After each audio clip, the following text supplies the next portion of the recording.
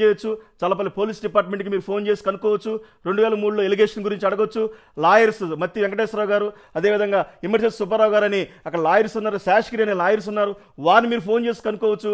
నా జీవితం అనేది ఒక అద్భుతమైన నిత్య సత్యము, యథార్థంగా ఈ విధంగా జరిగిందని యేసు ప్రభు వారి గురించి నేను మీకు తెలియజేస్తున్నాను. ఈ వాక్యం నన్ను ఆ విధంగా మార్చింది. ఒకవేళ మార్చకపోతే, ఒకవేళ ప్రభు నన్ను దర్శించకపోతే, ఈ పరిశుద్ధ గ్రంథము దేవ సేవకులు నా కోసం ప్రార్థన చేయకపోతే, నేను మరలా చెప్తున్నాను, ఎల్టీటీ ప్రభాకర్ రావు గారని రాజీవ్ గాంధీని చంపేసిన ఆయన శ్రీలంక నుంచి ఆయన వచ్చి రాజీవ్ గాంధీని చంపేశాడు. అదన్నీ వేరే చరిత్ర. అలాంటి మూర్ఖతరమైన పరిస్థితులకు నేను వెళ్ళిపోతే, ఉగ్రవాదిగా నక్సలైట్గా మారితే ఖచ్చితంగా సమాజానికి ఎంతో అన్యాయం జరిగేది. నేను తెలియజేయాలనుకుంటున్నాను. హేతువాద సంఘం అని మన రాష్ట్రంలో జరుగుతుంది. ఎందుకంటే ఆ సంఘం యొక్క ముఖ్య ఉద్దేశం ఏంటంటే దేవుడు లేడు అని చెప్పి తిరుగుతున్నారు. నేను మరలా చెప్తున్నాను, దేవుడు లేడు అనుకుంటే నా జీవితం ఏమైపోయేది? మీరు పిచ్చివాళ్ళగా మాట్లాడటం కాదు.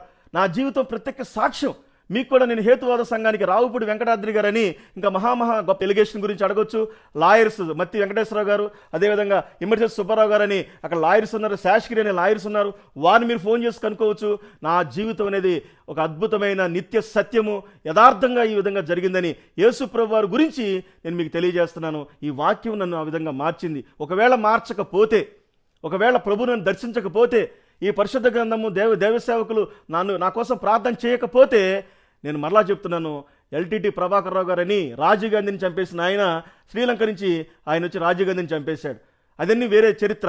అలాంటి మూర్ఖతరమైన పరిస్థితులకు నేను వెళ్ళిపోతే, ఉగ్రవాదిగా నక్సలైట్గా మారితే ఖచ్చితంగా సమాజానికి ఎంతో అన్యాయం జరిగేది. నేను తెలియజేయాలనుకుంటున్నాను. హేతువాద సంఘం అని మన రాష్ట్రంలో జరుగుతుంది.